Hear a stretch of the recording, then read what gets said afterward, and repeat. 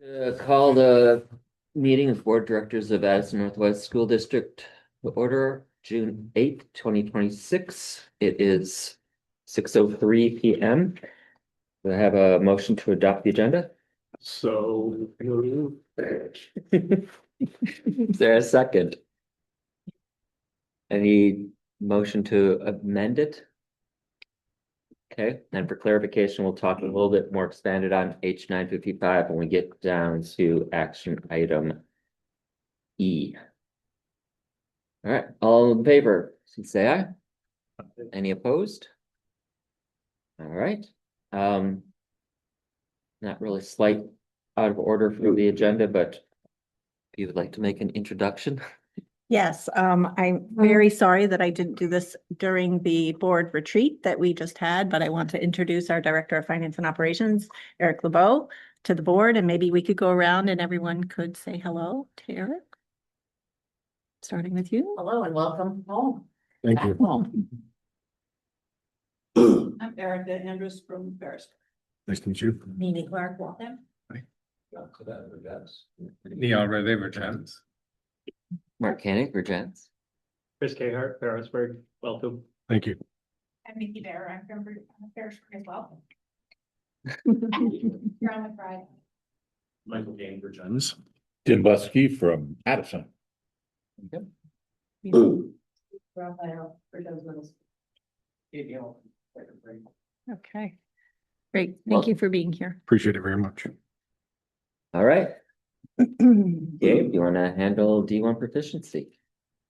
All right, thank you for having me back here. I think it feels like it has been a while because it really has been a while since I brought this presentation to the policy committee for a preview, and I was really appreciative because I got some good feedback and made some adjustments, and most excitedly, I'm back here to help embellish the presentation and hopefully make it clear and relevant to your interests, which of course are about student learning. So Stacy's here to shed a little light on the things that I'll kind of frame up, and then I'll pass it along to Stacy to really give you a sense of what it means, what all this like higher level stuff that I'm going to talk about and introduce means in the classroom, which is great.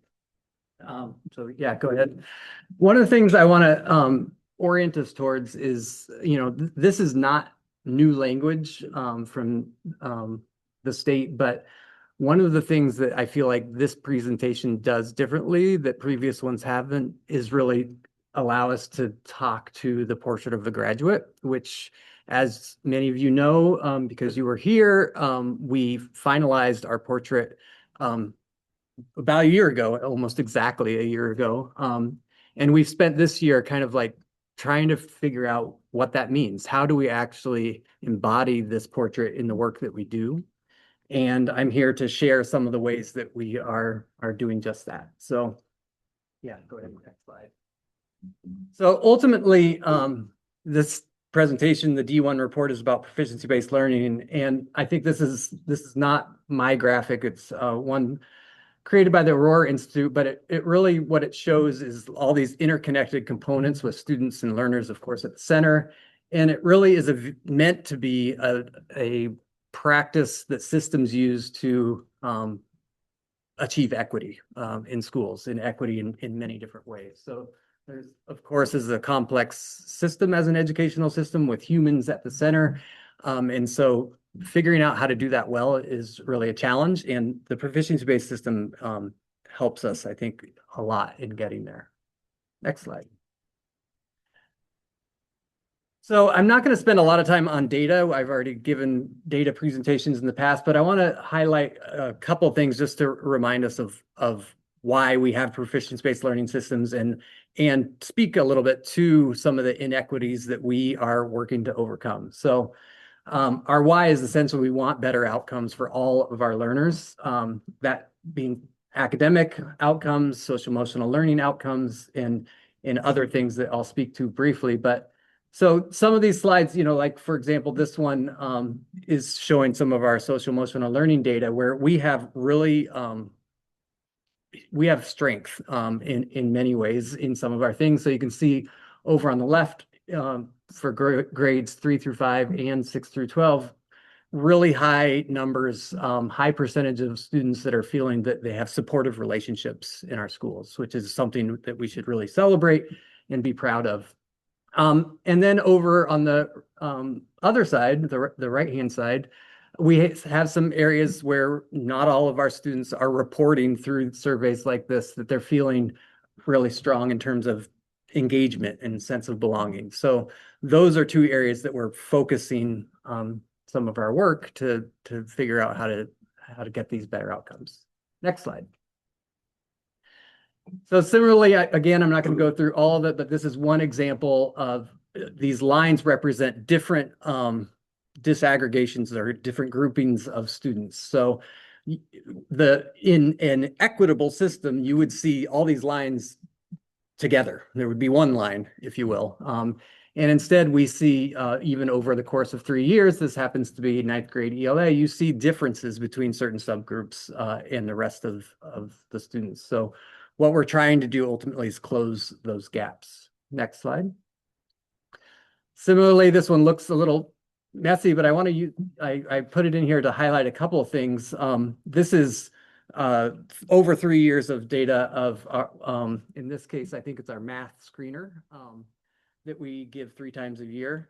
And that blue line that is most up top is kind of the all student line. And then again, you see these subgroups. So again, what we would want to see is increasing trends for all students in a single line going upward. And there's still gaps, right? So these gaps are persisting. And I put this one on here to highlight one or a couple things in particular. There are some groups represented here. For example, the light blue line is students that are have been identified by our multi-tiered systems of support to get extra intervention.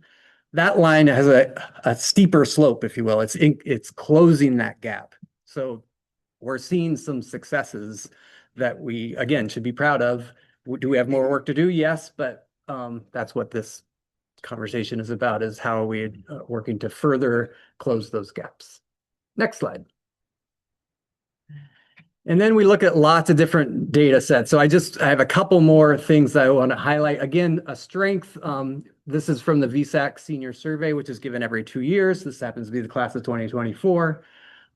So, you know, that third one down there, teachers care about me as an individual. We have like over 90% of our students are reporting that they agree or strongly agree. So that kind of correlates again to that social emotional learning survey where students are feeling supported.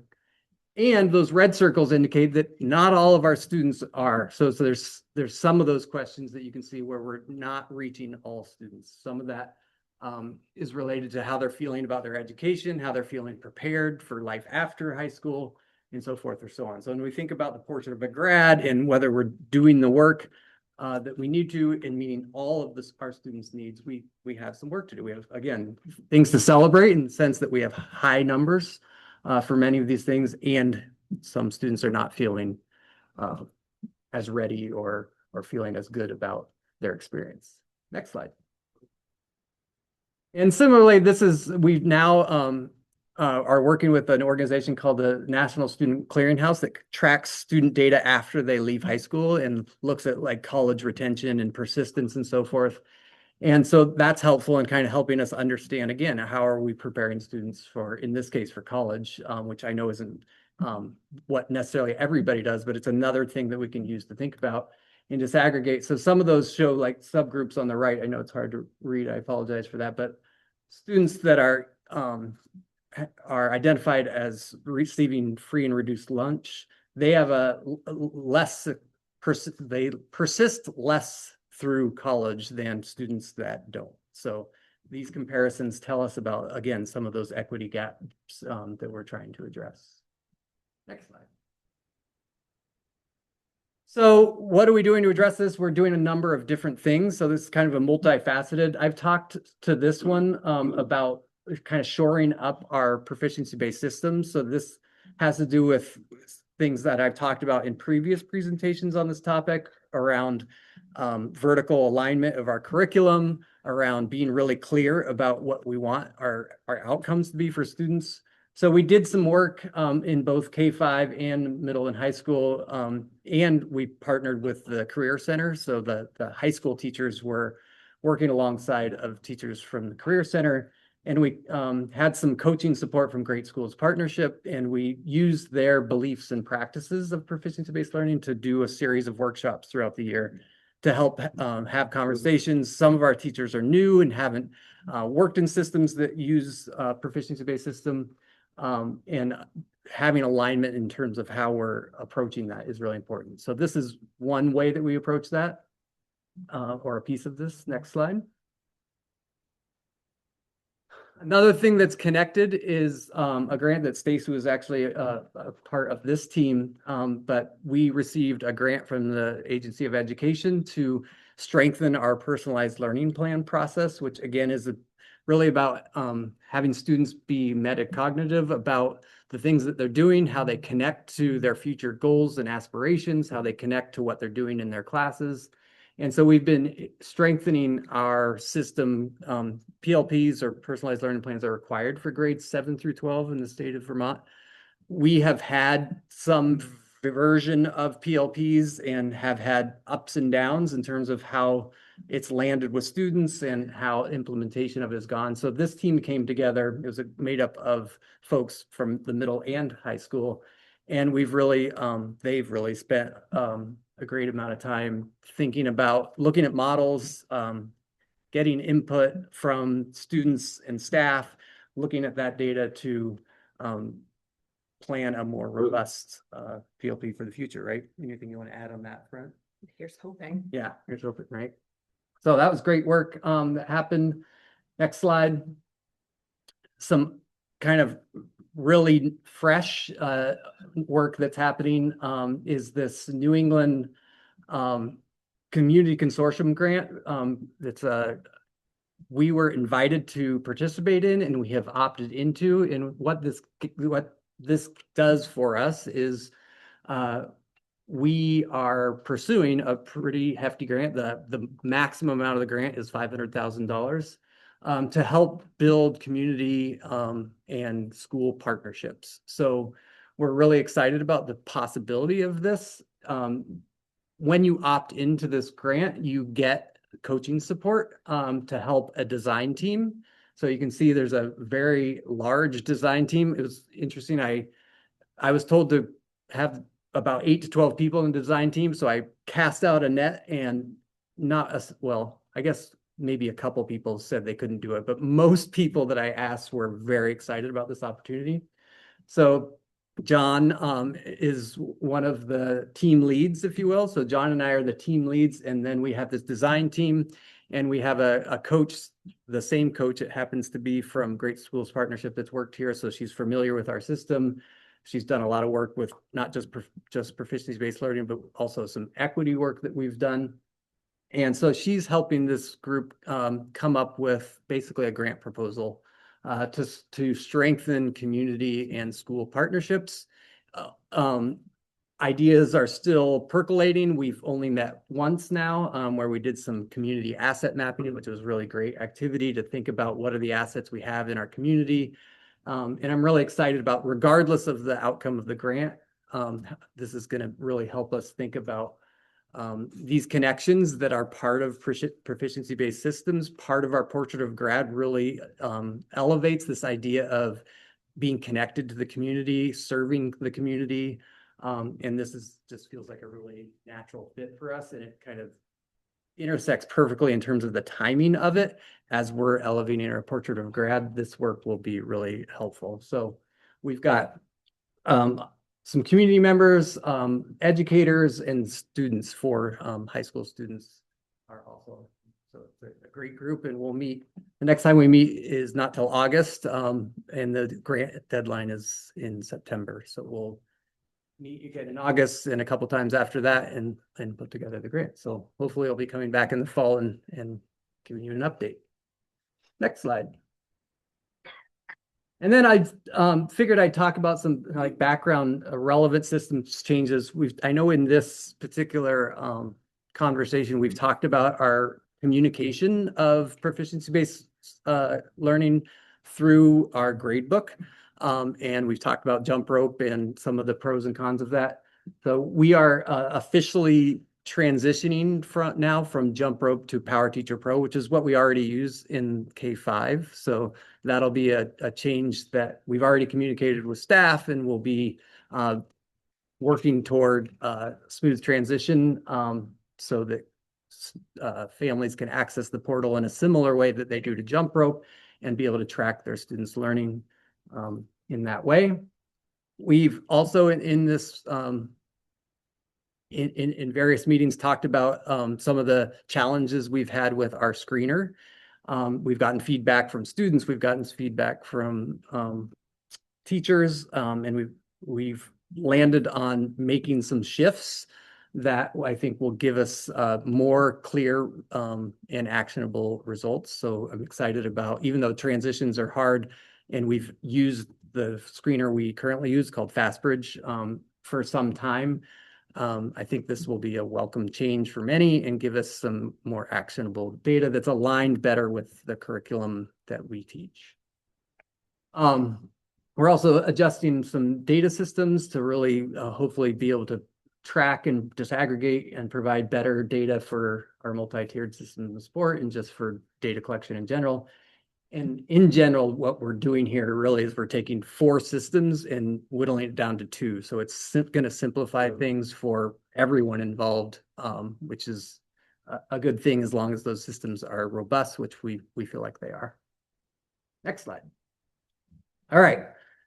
Now I'm going to kind of transition toward queuing up Stacy because I've talked for way too long. But one of the things that, you know, when we released, if you will, or put out the Portrait of a Grad, is the Portrait of a Grad is really a lot of language. It's a document. And so what's important with any document is really making sense of it, and then the application of what it really means in the classroom. So starting with this slide, which is just a hierarchy basically of how we think about the structure of curriculum. So at the broadest level, we have this Portrait of a Grad, which is really strong, great language, but it's not really actionable as it's written. It's not meant to be used with students directly. It's like, how do you make sense of you know, lofty goals that have a lot of powerful words, but aren't concrete. They aren't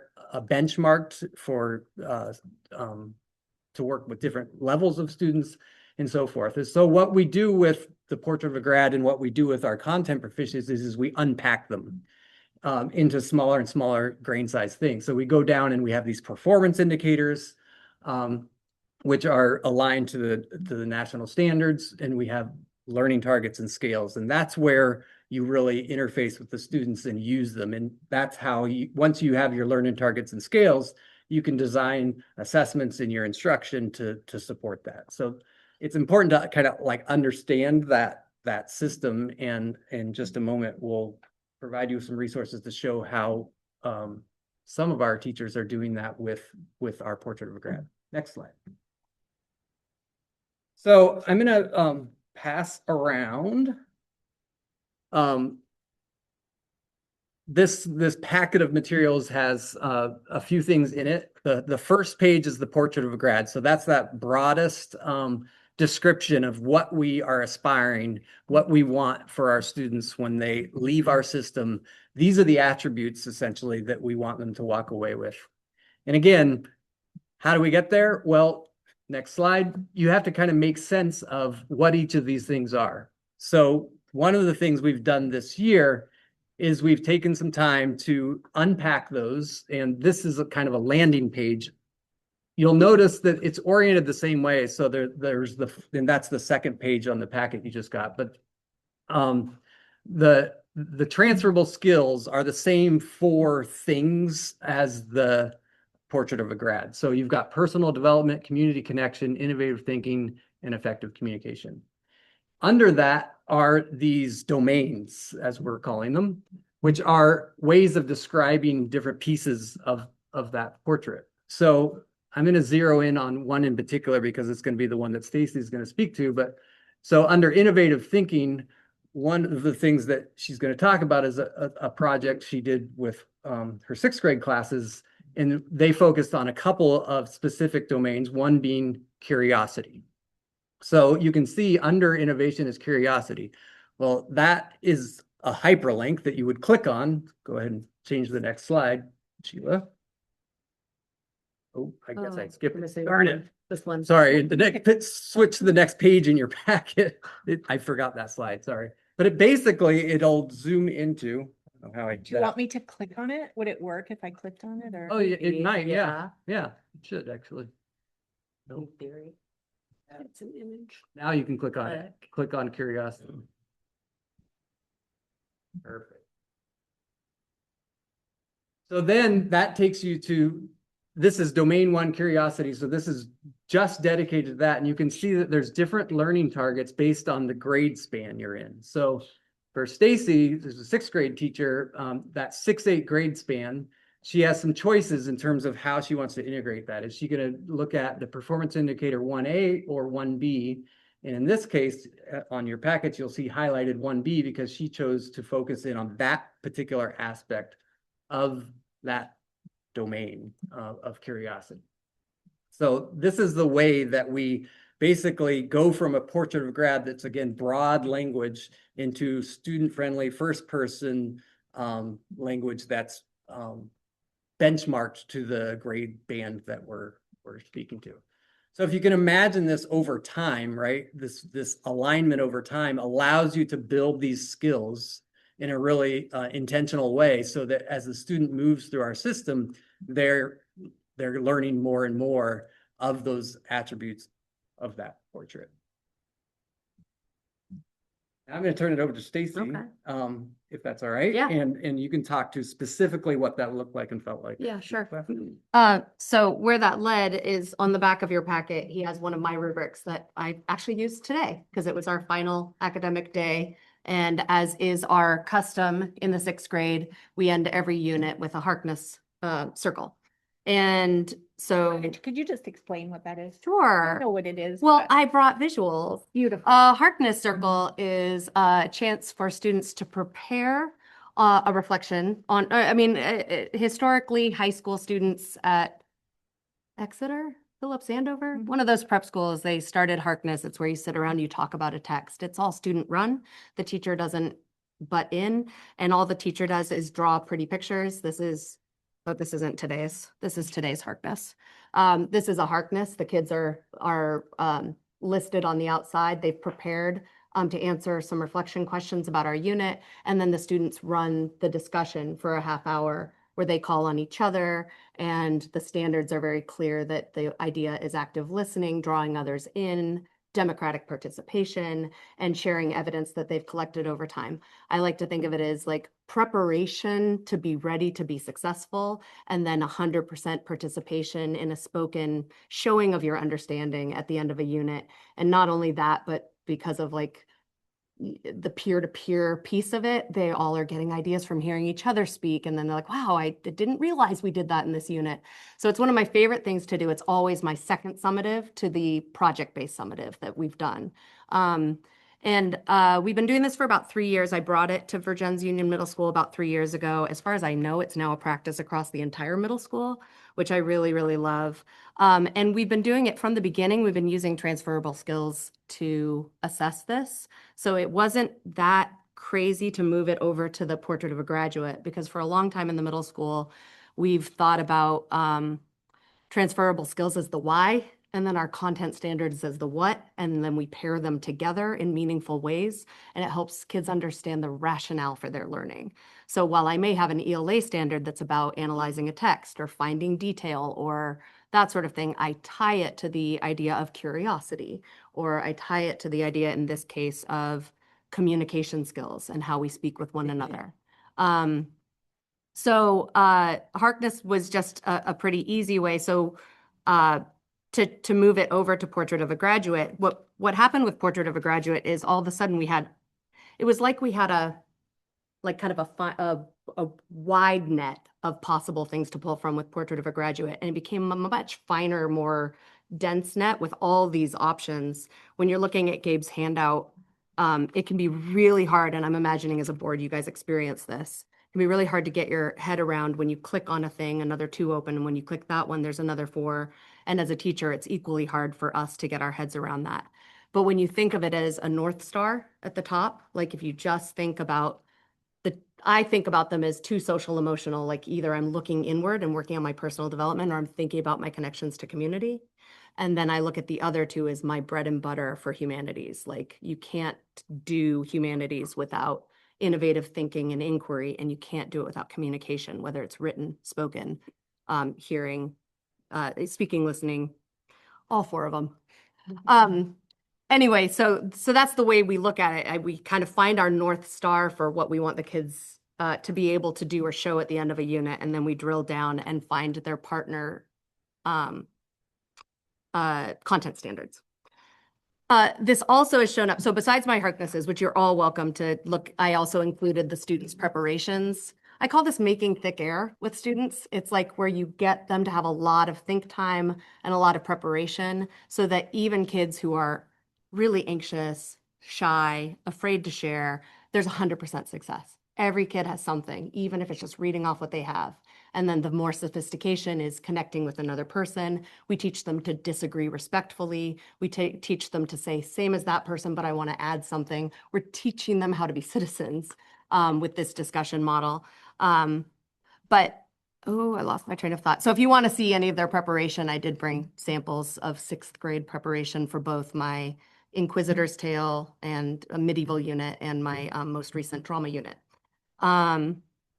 But then Gabe asked if there was anyone willing to really play around with using these instead of transferable skills. And our 6th grade team said everyone does an end of year project, either capstone for 8th grade, service learning for 7th grade, or passion projects for 6th grade. Yeah, feel free to pass those down or around. And 6th grade said, we will do our passion projects this year, moving all the way over to fully using Portrait of a Graduate skills. It didn't feel that foreign. There were just more colors on the palette, as it were. So we had a discussion about what lent itself most to passion projects for 6th graders. We actually came up with 7. I think it was a lot, but it was also kind of a big project where the kids picked their own projects, did research, used Noodle Tools, which is a digital research tool, interviewed family members, created a product, and had an exhibition of learning a couple weeks ago.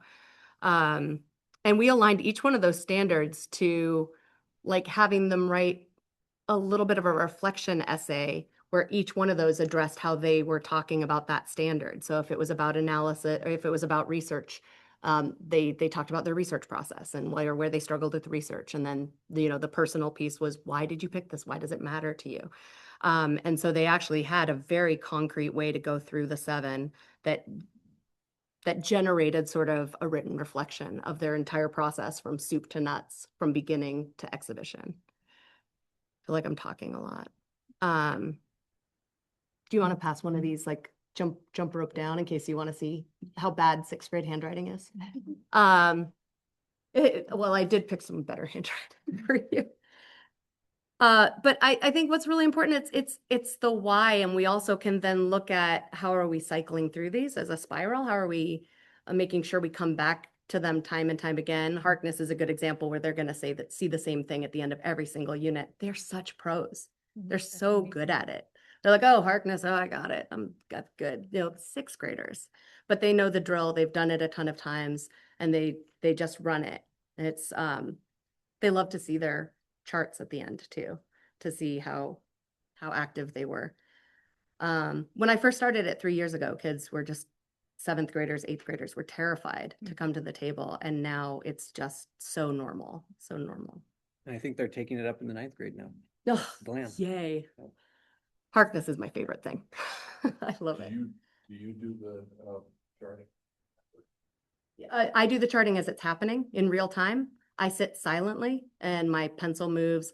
I am a note taker, so I take way more notes than like Harkness calls for, but I write down as much words as I can that they say. I also have shorthand, like do not, like disagrees respectfully, adds on to another student, makes a connection. I have a little shorthand like that. But it's actually one of my, as an English teacher, you can pull all-nighters grading writing. With this sort of thing, the grade and the feedback is instantaneous. It's just very clear. You've participated, you were ready, you did good work. And the kids are fully in charge and they really love that. They're like, oh, well, this is like fun. This isn't like hard work, but they're reflecting, they're pulling things together, they're synthesizing, they're sharing, and it makes the unit. Yeah. Question for you, but maybe more for Gabe. So on this chart, you have all these skills that you want students to get by the time they graduate. So how do you manage when they do these skills? And is it every year, every class, every year? How do you know that they're getting these things? Like what, the big picture? Yeah. Great question. So there's typically a few approaches to this, and the approach we're taking. So right now, this was kind of like the pilot phase. We've just developed these benchmark transferable skills so that and put them out there to everybody and offered people to dabble in them. And some teachers took up on that and some haven't yet. That allowed us to get some feedback and we're going to do some tweaking based on that feedback. We had a workshop where people could come in and give some feedback. We'll make some adjustments and then we'll, galvanize that first draft that everybody will be using next year. Because it's tied to that hierarchy in our grading and reporting system, every assignment that teachers assign, they tag the transferable skills that they're going to utilize. So we will, over the course of the year, we'll be able to map exactly what transferable skills are being used and where. And that will allow us to have a reflective conversation about where there might be gaps and where there might be opportunities for thinking maybe differently about what skills or activities we do. So it'll force conversations basically that we can periodically have to reflect on, are we actually, getting this over, both in each experience and across experiences. That's the beauty of it, is it not every teacher has to do all of them, but we have to be thoughtful about where they're happening. And in some departments, especially in the high school, kind of like they've had conversations already about which ones lend themselves to certain domains. And so you can already see that some of that happens naturally, but it's a great conversation to have, and it'll take some time to get it right. Won't happen instantaneously. Two-part question. First part, what would you say is the level of fluency that students have when it comes to the transferable skills themselves? You mentioned that the portrait of the grad is a little bit more, perhaps teachers are engaging with them a little bit more closely, but when it comes to the transferable skills, I'm curious about that. And then the other, I'm noticing the language of the transferable skills themselves and some of the assessment. Is self-assessment ever coming into the picture, and how does that play a role in students understanding where they fall in a certain moment? Yeah, I would say it depends. The transferable skills prior to the portrait of graduate, the version 2.0, I don't know what that was. Yeah. It's not what I'm using right now, but what we had been using for the last several years. Some of that was day in and day out, especially in humanities. We had gone to using almost exclusively. With one teaching partner, we were using almost exclusively transferable skills. So inquiry 1, inquiry 2, and inquiry 3, we would use day in and day out for collecting evidence. Like the CEA, the claim evidence analysis writing was all tied to the inquiry standards. So the kids knew exactly what those were. These are a little new.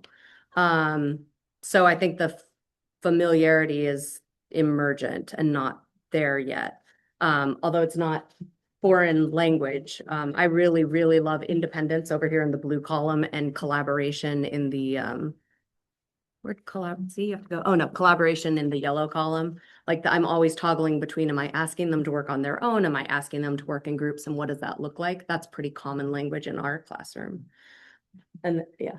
Yeah, and I would say that, so those 4 transferable skills or portrait of grad at the highest level, the personal development, community connection, innovative thinking, those have actually been around for some time now. It's really how we interpreted and unpacked those over the course of our portrait of grad process, where we took input from community members, from students, from teachers, to really think about what we were aspiring towards. So at the most basic level, starting, I guess, 4 years ago, all of our K through pre-K, really through 12th grade, we're engaging with those 4 main areas.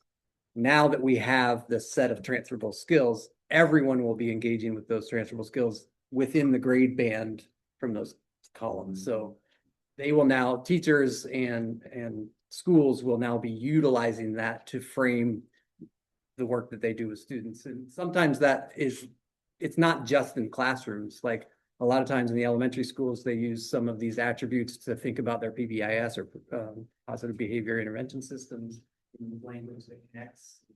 So I think over time, we're going to build that fluency that you were speaking of. We're not there yet, but students are aware of them, at least at the broadest level through our system. And about the self-assessment, I was just laughing because we asked our students to self-assess on those 7 Portrait of a Graduate skills 2 weeks ago. And we gave them a single point rubric with the proficiency right down the middle. And we just said, you know, if you think you reached proficient, go ahead and circle that exact description of what you did. And if you felt, you know, if you don't feel you quite reached it, describe how you know, what were the qualities that had you falling below the proficiency, or if you think you exceeded it, what do you think you did specifically that made you exceed that written, that's a single point rubric. And I was just laughing because there were a lot of very confident young children who gave themselves a lot of 4s without a lot of written description, who had been pulling together their projects that morning. So self-assessment is also a skill in and of itself we're working on with 6th graders. But it is always really interesting to ask kids to self-assess and then have discussions about what that self-assessment looks like. To come at the assessment question just a little bit differently. I feel like everything you're talking about makes a lot of sense, but it's kind of geared towards, you know, these are the things that we want the students to do. And I'm curious more about the process of doing the assessments, because I know that universal design has been a really important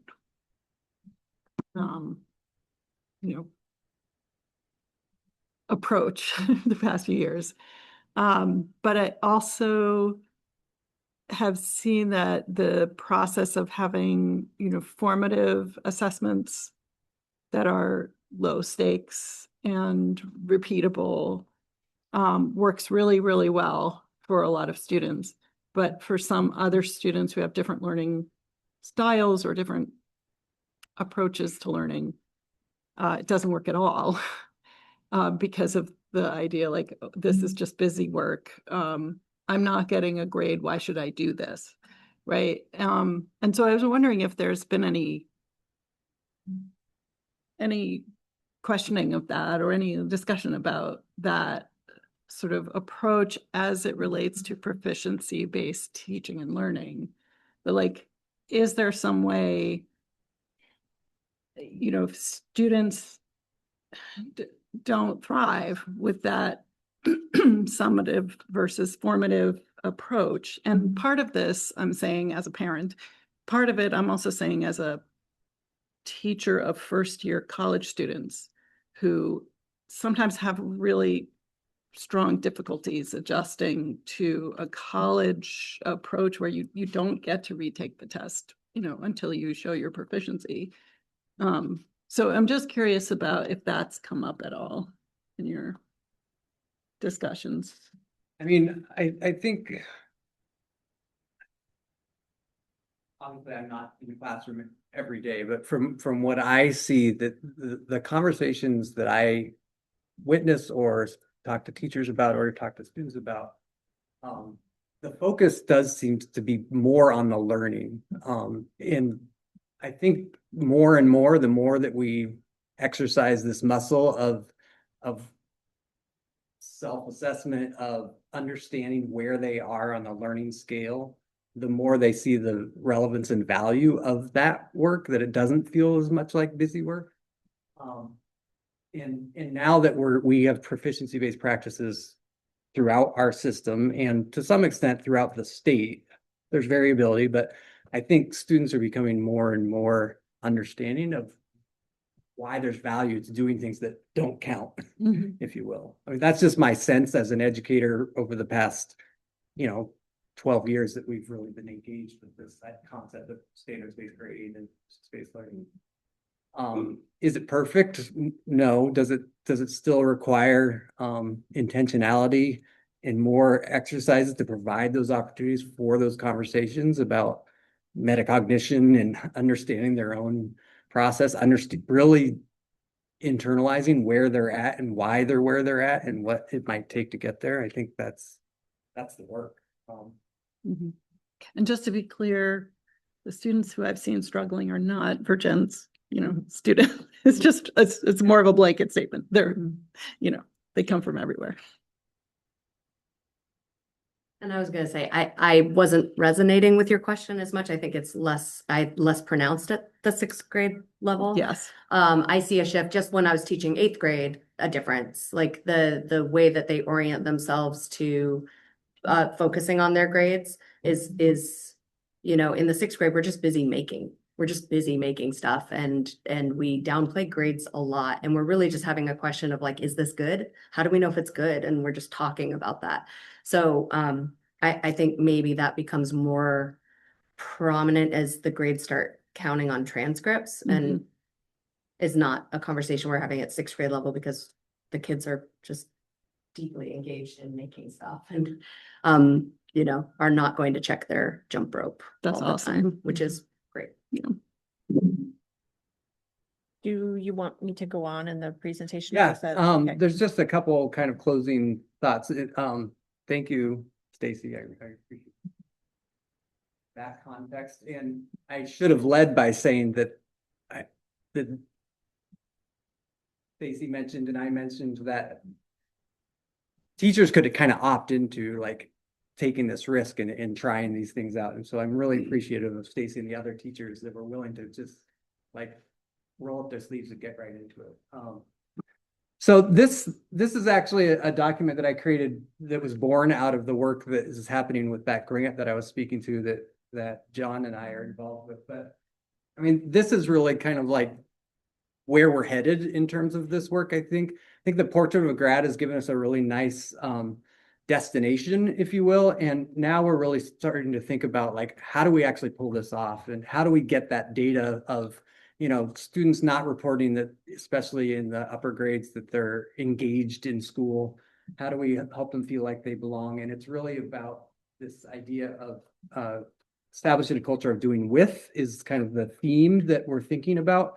If students are really feeling like they're doing it for their community, they're engaged with their community, their values are important, they get to bring their whole selves to the table, and it's relevant to them as individuals, then I think we're gonna make some movement. So I'm really excited about how lots of different things seem to be coming together in a really interesting way. Go ahead, next slide. And so you can kind of see across on this vertical alignment, we've got this Portrait of the Grad, we've now got these transferable skills, and now we can start using those things to really think about things like student agency, where students are engaged in their own learning, they're making choices about what they're doing through their PLP processes, they're engaging with the community by showing the work that they're creating, and they're as we grow our flexible pathways, they're quite literally engaging with the community as part of their learning experience in our system. So this is kind of like the vision coming together, bringing together lots of different pieces of the work. Thank you. I have some questions. Awesome. I have some questions. Yep. Is Power Teacher the old Power School? Yeah, Power Teacher Pro is the Power School grading program. Yeah. It's an And- add-on, it's a module, Powers. Yeah. Power So- Teacher Pro. And that's the program that parents will look Yeah. to for, Yeah. okay. What were the main drivers for moving away from jump rope and going back to Power School Suite? Yeah, I mean, there's like low hanging things where, you know, like one system for our system, for families so that they could go to one place and whether their kid was in third grade or ninth grade, they could access the information. A lot of we have always jump rope is not a student information system. So we had to go to two places for lots of things. So there's the efficiencies and so forth. And we've been exploring the shift for a long time. And I actually even went and attended a conference put on by Power School to really better understand their proficiency-based capabilities. And kind of, we felt like they were at a point where we could make this shift and still maintain our emphasis and beliefs in space practices that we've been working on for a number of years. So, yeah, we're excited about the change. Obviously, it's going to take some training and it's going to be a lift for our middle and high school teachers, but I think it's a pretty intuitive program that will look a little different, but in many ways it'll look very similar. What time of day are the screeners given? Are they given during, like a core class, like is the math one given during math? What if a student doesn't have math? When is that given? Are these generally in the morning, generally in the afternoon, or all over the place? It's a 15-minute screener, right? The old screener we've been doing up until this point is about a 30-minute screener. I mean, obviously it's highly variable.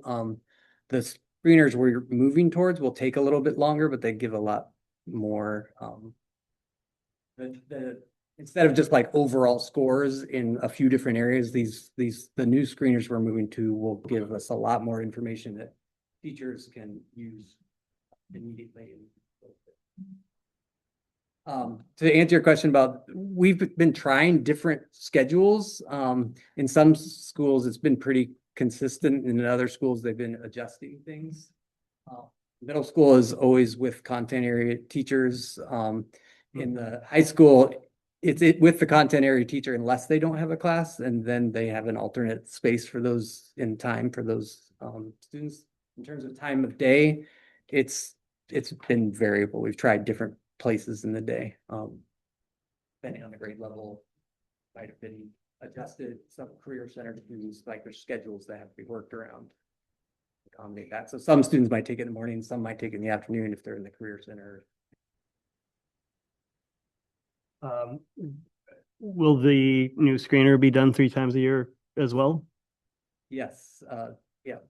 And have you been able to determine anything with the pattern where fall is a lower score and then winter is a higher score and then it drops down to a lower score in the spring? Yeah, I mean, I think that testing fatigue is an issue. The spring is really tough in the sense that and most of our students grades 3 through 9 and then 11 have VT cap as well. So they get the screener, they've got that. So it's a lot of assessment. But I think we're trying to figure out like how much of it is student affect and student engagement with the assessment and how much of it is data to be really believe in the sense that like it does drop a little, but it's not like dropping dramatically in the spring. And we have different students. Let's see, we always see a drop from spring to fall because of the summer slide. So it's hard to make sense of, and that's one of the reasons why we're changing assessments. We found it really difficult to kind of like pinpoint the causality of some of the scores that we're seeing. But we want to make it obviously as meaningful and relevant to students as possible, and I think some of these changes are trying to achieve that. Do the students know that the assessment is like low stakes to no stakes to them? I mean, I'm not. Do they know in the sense like, do we, It's not, I mean, it doesn't. It it's not doesn't- part of their grade or it's not anything. part of their grade, right? Yeah. Yeah, they know that. Okay.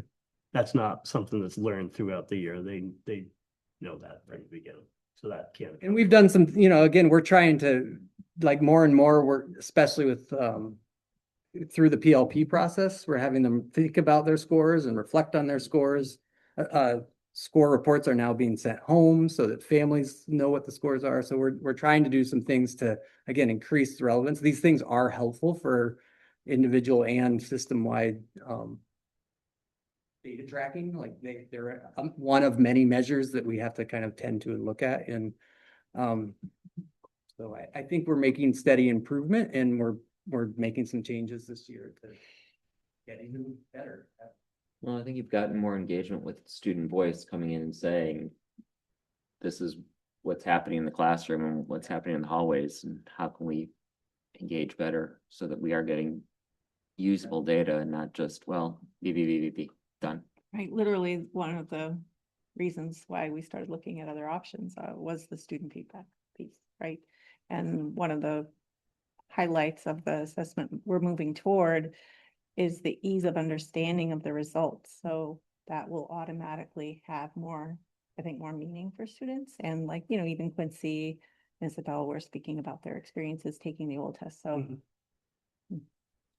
I love that the data is available to teachers when my students, they're not my students, they're my kids. When my kids were students here, Yeah. we did not get that information. yeah.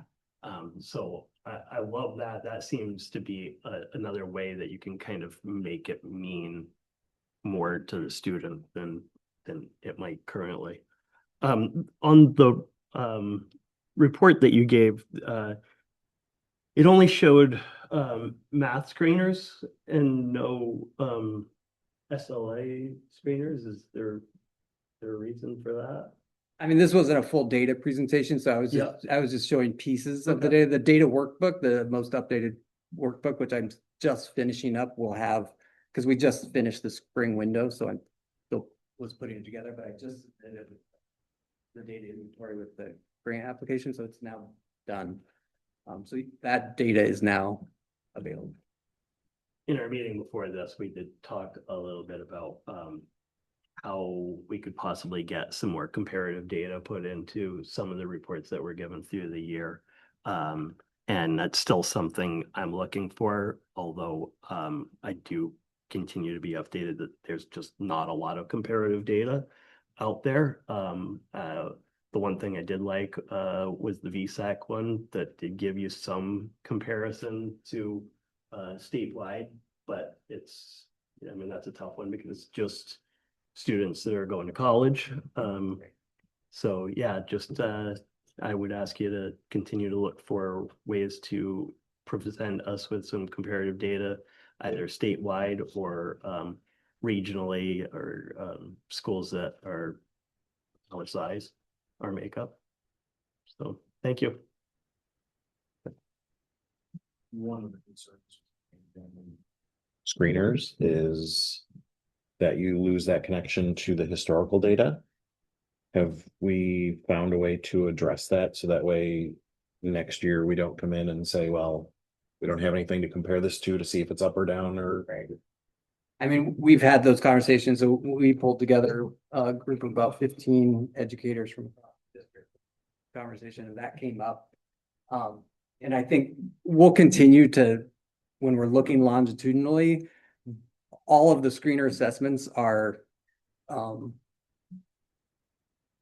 Core aligned. And so, yes, we need to distinguish, like this was this screener and this is this one, but we'll have, some level of general proficiency comparability. We'll just have to be clear that we're not comparing an apple to an apple in this case, but there's some differences. So I think that was part of the hesitation of that has been around, and we finally got to the point where there was enough data, if you will, street data, on how the screener was going, that it felt more important to choose something better than to hold on to it because we were longitudinal. and the I call them level one surveys, the how do you feel about the questions about academics. It seemed like there were two groupings, that there was a group that disagreed that they felt prepared and a group that agreed that they felt prepared. Those are the two highest scores. Is there any follow-up to say, why don't you feel prepared? What is it specifically that you don't feel prepared for? Because I know people say, oh, school never taught me how to do my taxes, but there's 1,000 tax forms, and so we can't teach all of that. But is there something that they feel like they are missing that we You should talking be about the looking at? VSAC survey? Pardon? Are you talking about? the Yeah, VSAC the survey? Yeah. agree, disagree, yeah. Yeah, that's not our survey, but We have student groups that will like take some of these survey results, like whether it's the panorama, and they kind of dig into it, and they're like focus groups where we try to like dig into that a little bit and get some sense. I mean, you're gonna have as many opinions and voices as you are students in the room in many cases, but yeah, it's something that's important for us to understand. So like, what's the root of this, and what do we have to, so how can we respond? Right, because if it's the kids who are going into trades after this are saying they don't feel prepared, that's different than kids who are going into college saying they don't feel prepared. And so the Different and equally NWSD, important, right? Yeah. if there's a distinction there and where we should be focused. Other questions? Thank you very much. Thank you. Could use more cowbell though, Stacy. yes. Say it again. He could have used more cowbell. Oh, It's a hard strategist. yeah. In my other job, I played the cowbell. Yeah. Stacy, thank you so much for being here on the Yeah. last week of school. Yeah. You're welcome. Very much Thanks for having appreciate. me. With the graduating scene. With the Yeah, graduating senior. huge. Thank you. It makes a Yeah. big difference. Thanks. All right, well, we don't have students for a student report. Isabel. Oh, and please take some food. Sorry, Yeah, grab please some. definitely take some food. You got a lot of food. Isabel's currently at my house with 50 other people for the end of this season track party. And I'm not sure where Quincy is. I know she was at a wedding over the weekend, so she might not be back. I do want to say that at the end of last week was the D3 state champion track. And our own Isabel is the winner of the 400-meter girls or the state. Amazing. So That's great. Wonderful. there were a few other people got onto platforms, but nobody hit number one. All right. Superintendent report. All right, first of all, we're graduating our class of 2026 this week on Friday, so very excited about that. It's also really great to still have seniors in the building. In the past, they haven't historically come to school this week, but I'm very glad that they are here through the week. And they're not, but they don't have anything to compare it to. They've only ever been seniors just now, so this is the new normal. I was able to participate in the humanities roundtable. This morning, I was in with a group of 4 students and they presented their personal connections to their papers that they wrote, and we had a big group discussion. It was basically a 2-hour discussion with these kids that we could have taken even more time. It was so meaningful, and I just thoroughly enjoyed my time. I'm in awe of our students and how well they represent their work, but also can connect with each other and have the kind of meaningful conversations that Stacy was speaking about with her Harkness. So it was great. I wrote a thank you to Principal Matt DeBloy. We're saying goodbye to him. He's been here since 2001. He was a French teacher here. He's been a principal at Addison Central School as well as for Jens. And I can't imagine him not being here next year, but I've been very grateful to overlap and have this opportunity to work with him over the last 8 years. So he'll be right down the road. So we know where to find him if we need him. But yeah, this is a heartfelt goodbye. He's having a bittersweet time closing out the year, but we really appreciate all that he's done for the district. And I listed all of the other retirements and or folks that are moving out of the district. So just to call them out, Randy Berry, Ferrisburg elementary teacher for 3 years, Jeremy Brooks, a special educator here for 7 years, Laura Cavazos, elementary teacher at BUAS for 3 years, Allison DeBica, Ferrisburg Elementary, just this one year, but she worked in the district before, so we are sad to say goodbye to her again. Matt, as I mentioned, David Graben, high school social studies for 4 years. Janet Capez, German teacher for 19 years. Susan Oliveira, school counselor here, 30 years. Irina Pavlin, math here for 3 years. Sue Rakowski, speech language pathologist here for 2 years. Brianne Wells, school psychologist for 11 years, and Gwen Zwickel, reading specialist for 11 years. So we're saying goodbye to those folks and very grateful for their work here in the district. We have 3 hirings for you to approve tonight. Replacements for some of the folks I just mentioned up above, a Ferrisburg elementary teacher and 2 VUES elementary teachers. So I ask for your approval of those. Then I talked just a little bit about what's going on with 955, and I'm not going to go into great detail here, but as you know, H55 initiates merger study groups, if approved, merger study groups in the region, as well as the CISAs that we spent a little bit of time talking about in our retreat tonight. There is a timeline provided here such that the merger studies, if recommended, would be voted on March 7th of 2028, and then they would go into effect July 1 of 2029, just ahead of the foundation formula. And you'll be appointing at least 1 school board member to participate to the merger committee. I think it's before September 15th, so that's something we come back and do in the fall. Our merger study grouping must include Addison Central, Addison Northwest, Lincoln, Mount Abe, and also the Hannaford Career Center is part of our group. It could include others, but that is at minimum who would be in the group. It doesn't necessarily mean that that's the group to merge, but that's the group to first get together and discuss the idea. The CISAs extend beyond just that merger study group. As I mentioned, our CISA, our Cooperative Educational Service Area, includes Addison County and Champlain Valley School District and Mount Mansfield School District. And the CISAs will get together and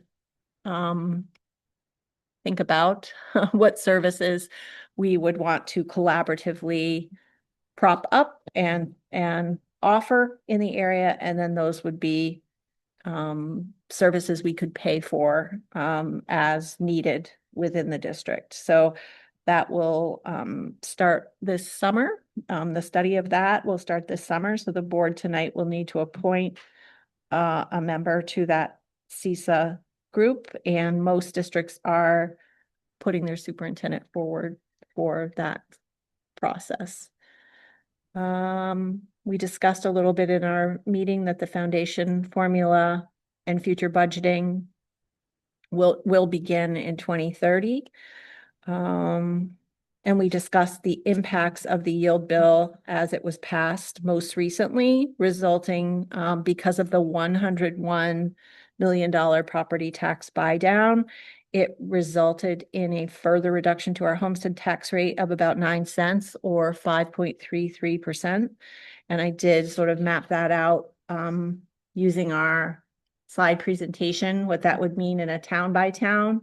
This is pre any reappraisals that are being done. So I think Ferrisburg is in that process right now. So as you get closer to that $1 in your assessment, your projected tax rate will go down. Your property value will go up, but your projected tax rate will go down. So either way, I mean, this is good news for our taxpayers in the short term. It's tricky for us in the longer term to have to think about what those impacts will mean for us. It makes our work even more challenging going forward. Not sure what else you want me to discuss in detail here. There is more information around tuition caps and things that we haven't discussed all that much, bonds. There are some other things, but we can talk more about what those might mean for us. I think just in the short term, our job is thinking about scale and sustainability and, what we need to do budget wise to stay under that threshold as we go forward. That's it for me. Questions? All right, business. I've included in my folder of reports ending on May 31st. Our overall expenditures are very compatible and comparable to last year, which is kind of surprising because usually they're higher. As we approach the end of the year, we have some expenses that haven't been allocated yet, like the HRA for June, which is around 30 to 50,000. And we have revenue that hasn't been encumbered yet, with estimating the expected revenue. And if we spend all of our encumbrances, we're looking at 500 to 700,000 as a surplus. Currently, the child nutrition program will end in a deficit, but we don't actually have to supplement them at all because of their fund balance from FY25. I've also included our new VISBIT statement going in for FY27 coverage for property liability, auto, cyber crime, and workers' compensation. It's an increase of 6% from this year leading into next year. Later in the board, we'll actually approve the line of credit from M&T, and you guys all get to sign that in 3 different places. They're all labeled. And other than that, everything has been met. Vicki did reach out to the finance committee again for the May review. I'm not sure if we're still doing that. If not, then we'll finish that in August like we did this year. And this is my last meeting, so I wanted to say thank you for this year. It's been great getting to know you guys and learning this process. So I hope you guys all have a good summer. Thank you. Questions? All right, so on to committees. Me starting. So as Sheila said, we've got a whole bunch of kiddos graduating at the end of the week. They'll be in the gym, 6 o'clock. This is the thing that I always do since I got on this board. I go to the graduation because it's the culmination of why we put up with all of this stuff. See them walk across. It's a little bittersweet for me this year because I've got one coming across the stage. It's going to be in the gym. It's going to be hot, but it's supposed to be thunderstorms outside. So that's what it is. And I believe Chris Wyckoff is talking and Bernie Sanders. So you should come in here. I had mentioned before, we have signed the 2-year master agreement with the staff, and we'll be meeting with teachers and mediation at the end of this month. Hopefully we'll have something to tell you in August. We may actually have to have a special meeting to ratify the agreement if we reach one, but that would be short and sweet. Our board was nominated for the 2026 VSBA Board of Excellence Award. I did talk to the awards committee because there's a little conflict of interest since I work for the VSBA and Michael is one of the VSBA representatives. And they said, well, we don't want to punish boards because they're more engaged than others, but neither I nor Michael should be the one to process the paperwork. So if I could have a volunteer or two, there is a sheet to fill out. It's lots of like yes, no questions. Does your board do this? If it's yes, then can you show us some minutes showing that you have done that? Like, have board education and things like that. So it's fairly simple. Walks it through fairly easily, but it'd be great if somebody else would be able to do that so that our fingers can be clean and we might be able to get it. Don't have any takers? And we could certainly help you find the relevant meeting minutes if that would be useful. Too, if you want to help, that would be great. I will send you the link and walk you through it, and I can help. I just can't touch.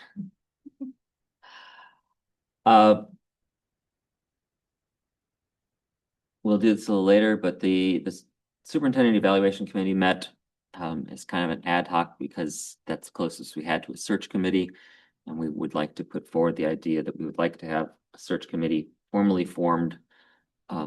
Get started with just maybe 2 or 3 of us because we're also going to have teachers and principals and students and community members. So it's going to be a fairly large sort of a same way we do principals. But to start talking about it, we did kind of discuss the idea of hiring a search firm to help us do this.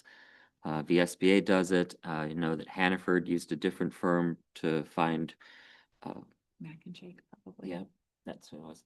And I think there might be a third one that others have used. So we can, that group can kind of talk about things. I did reach out to Mac and Jake. They have not responded because they have a little thing that says fill out this form and they haven't gotten back to me, but I might give them a call later to see if they got my email. And then I obviously have a connection with VSBA, but that's not part of the group that I work with, so I don't know what exactly they do for it. But we can have somebody come in and present, and then if we decide to do that, we can bring, again, it might be a special meeting, or it might just be August, because we do have a pretty good runway. This is the third one that's commonly Human used, capital. human capital, and since they've done a lot of searches in Vermont as well. So we can look at what they all offer, what they cost, and what we think might work best for us. But we'll think about it, whether or not you want to be part of that, and we can get to that on the main agenda.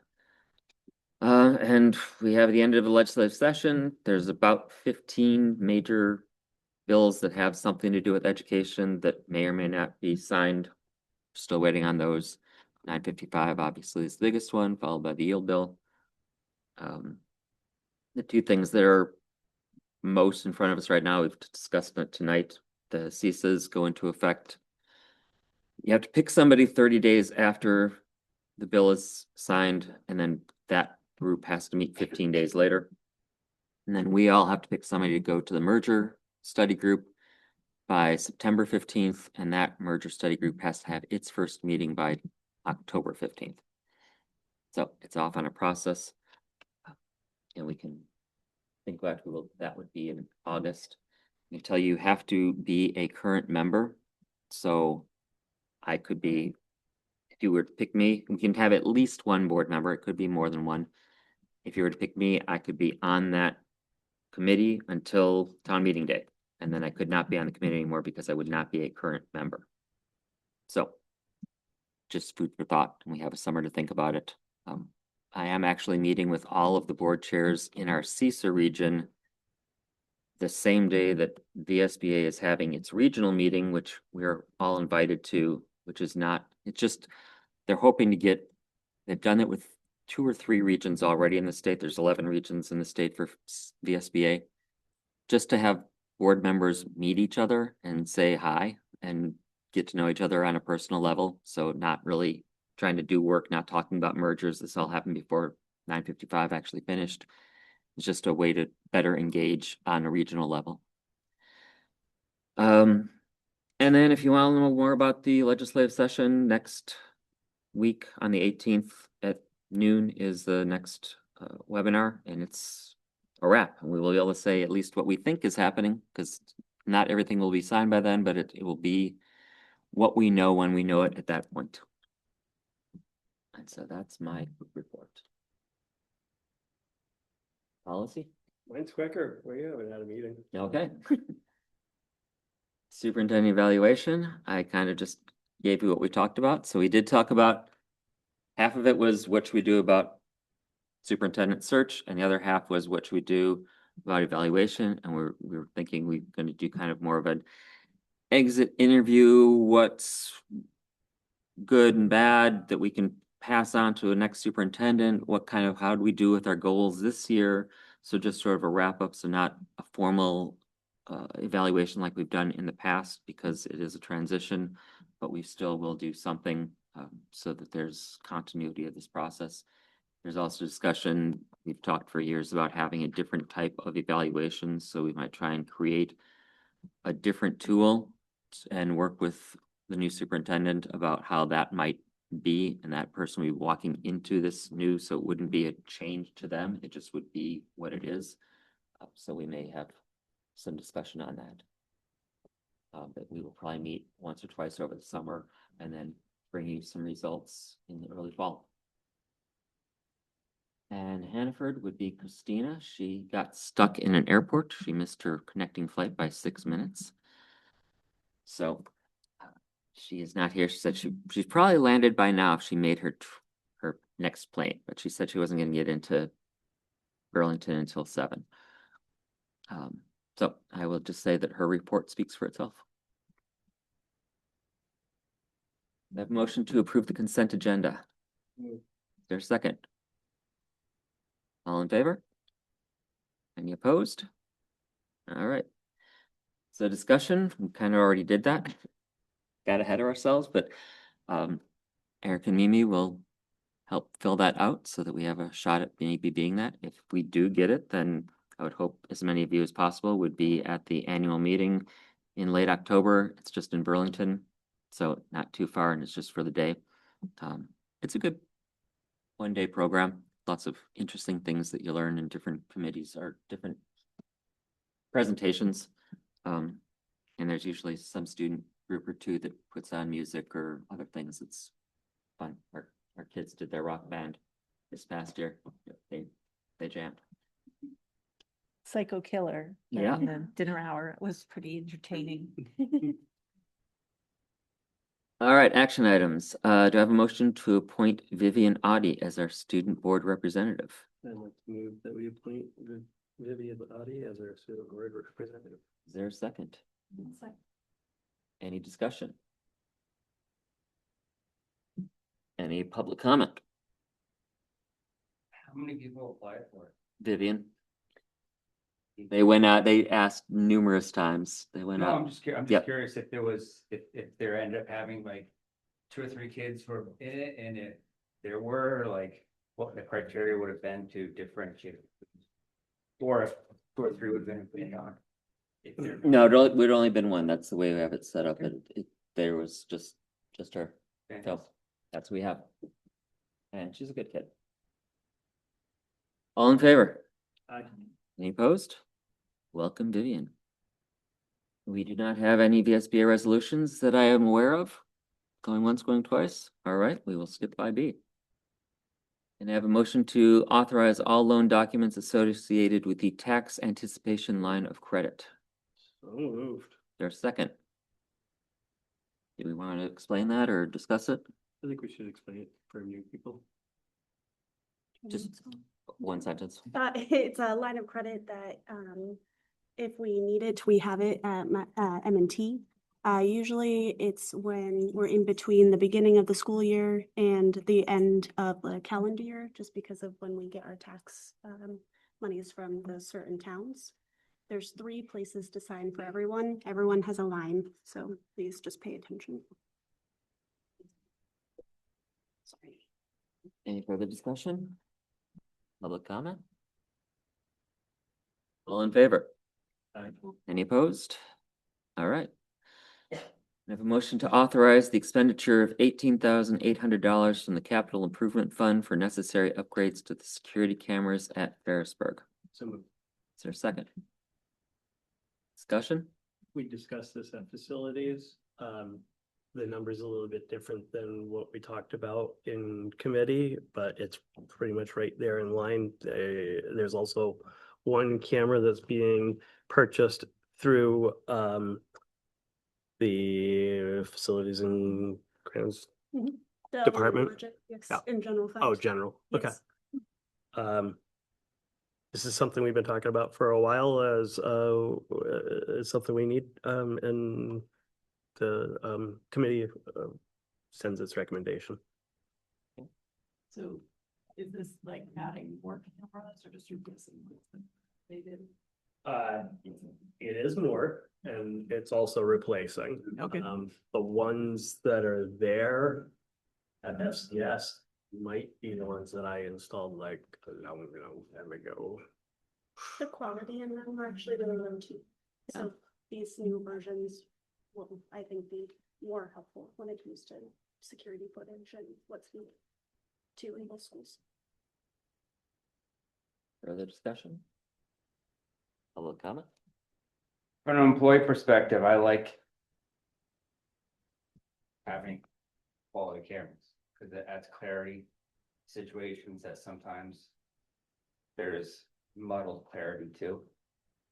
So while I don't want to spend the money on that, I also, from an employee perspective, appreciate that they're there because it's an added layer of safety for me. I'm not a Ferris bird, so not literally me, but you get the gist. Okay. All in favor? I, Any opposed? Okay. Thank you. Motion to appoint the superintendent to be our representatives to serve on the Champlain Valley South CISA Board. Second. Their discussion.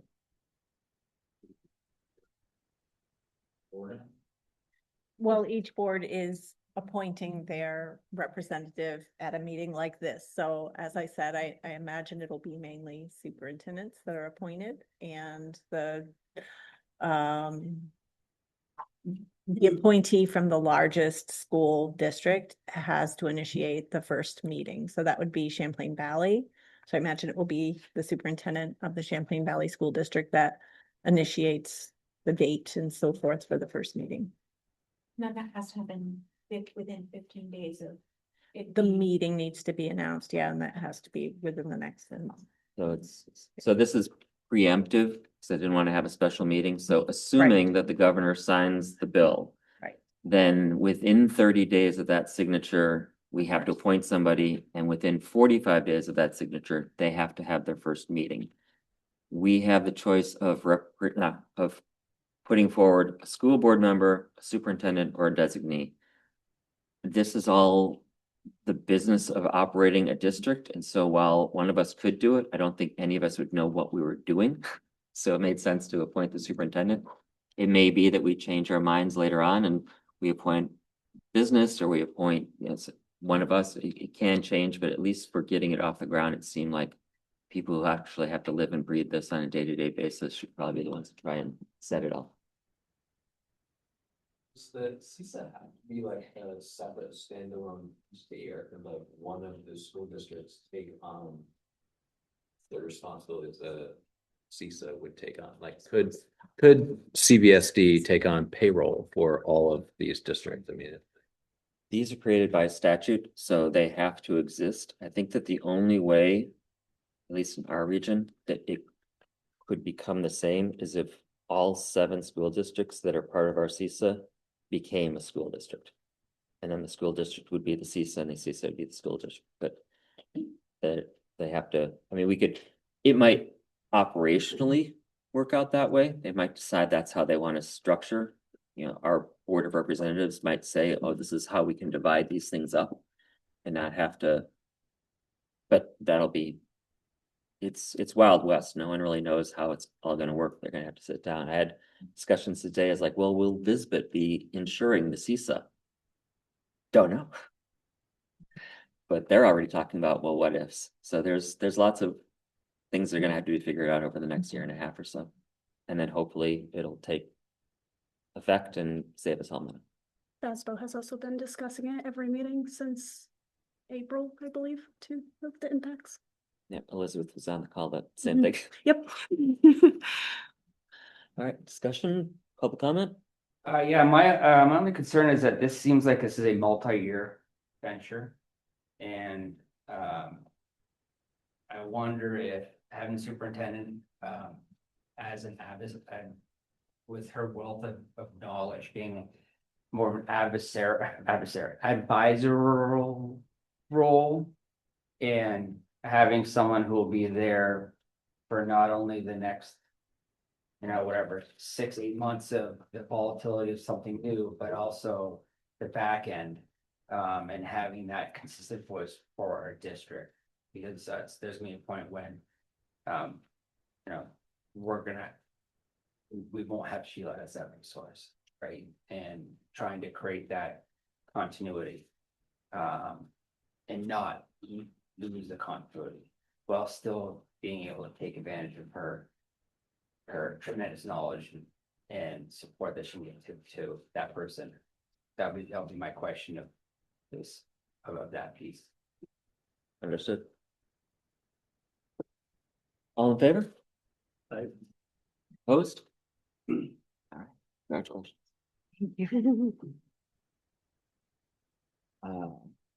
I move that we establish a superintendent search committee and appoint up to 4 board members to serve with the understanding that representatives from other interested groups will be added to this committee at a later date.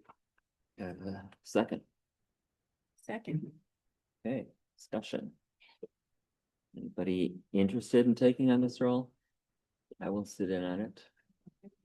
And other people, thank you. I am interested. I am curious what the board thinks, because I have a child who's also very engaged and would probably be interested, and I feel like there might be a conflict of interest for both of us. So I would like to hear what others think of that, because I would definitely defer to him to be able to be on that committee. I will say too, just, I mean, for those of you that maybe didn't speak up quickly, you're usually in this search process, if you're actively engaged with an outside search consultant, they're going to want input from the whole board, even though some of you would be more actively engaged throughout the whole process. I can't imagine them skipping the step of engaging with the board on some level. Yeah, absolutely. I mean, all of us are gonna be in this, the main work of the people who are putting their hands up right now is really to figure out which search company we're gonna do, if that's the way we wanna go. And then advertising to get the rest of the committee together and have a more robust thing, and then we'll just be part of that larger group. So do not feel like if you are not on it, you're not off the hook. You're gonna be engaged in doing this work. Yeah, I think, thank you for saying that, Sheila, because the basic reason we exist, or the one thing we have to do is have superintendent. Well, at the end of the process, whoever gets put forward, we have to approve and enter into contract. So it's not just the committee can say, we put forward Joe Smith. If this board says no, then that's not who we hire. So we do have the final word on it, but we also will all be engaged in figuring out the process as it goes along. If my recollection serves me correctly, the board had 3 finalists. And the board made the final decision. So the committee brought forward the 3 finalists, and then the board was the final interview for the 3 finalists. It's very lovely. For me too. I mean, I really don't see any conflict with Carol being on it. Yeah, that was an actual question to the board. No, I mean, if your kiddo doesn't mind being in the same room with Well, that you. would be a totally different discussion with him. Yep. I commit You to can it. check with him if he was just like, oh, God, I know mine wouldn't want to be. All right, so we go with Nikki, probably Carol, myself, and Neil. Does that feel fair to like, I'm also, if other people want to do it, I feel like names in the hat would be a fair, you know, I don't want to. Just because I jumped the gun and opened my big mouth. Are you encouraging me to join one more thing? Whatever you feel the need to do. Let's go. Okay, No, sorry. further discussion, Thank you. public comment. I'm curious as to what the anticipated cost is gonna be if you go to the search committee and where that comes from. We don't know yet, and when we do, we'll be able to put it forward. All right, all in favor? Any opposed? All right. We have a motion to adjourn. Or public comment, full public comment. Please state your name for the record, address your comments to me, 3 minutes. Sean from Panton. I work here, got a kid here. I live here, I pay taxes here, so I'm kind of the trifecta. My comment will be mostly a statement of concern.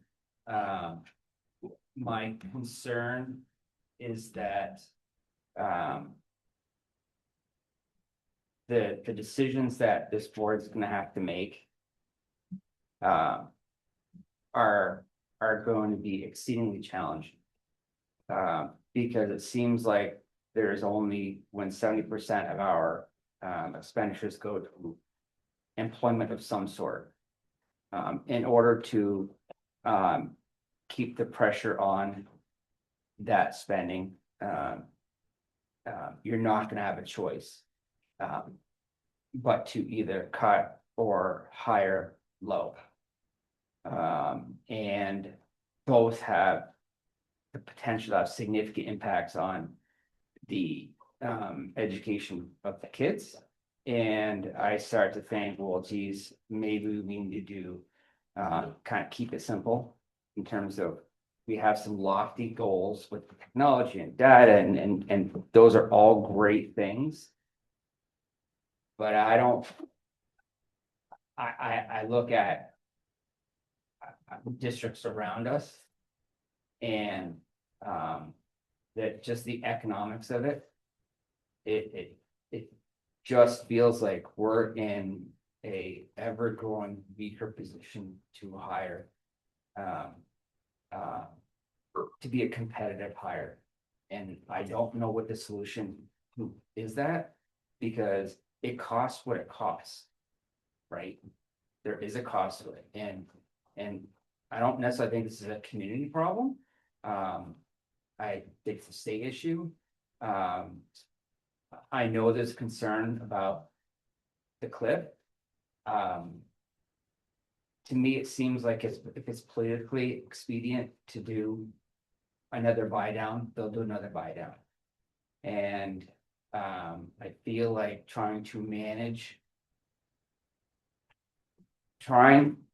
while I understand the need to be fiscally responsible, I also understand that our students need a particular set of supports, academically, socially, whatever, food, all these things together, right?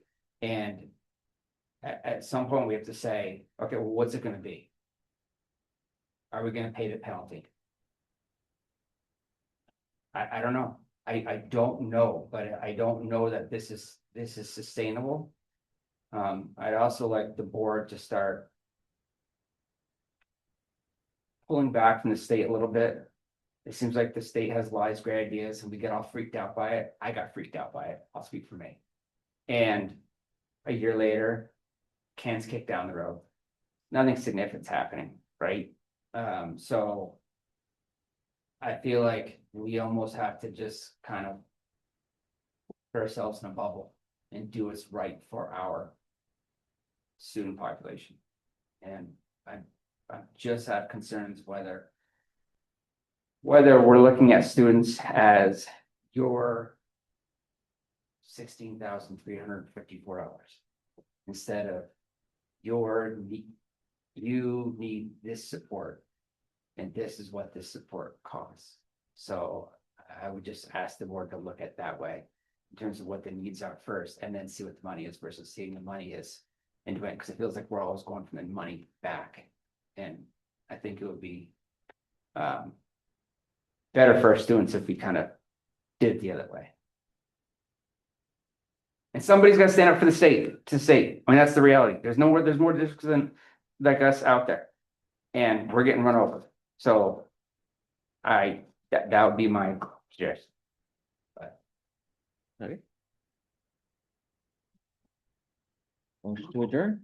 So moved. Second. All in favor? Grab some pizza on your way out And sign the loan document. and sign the loan documents.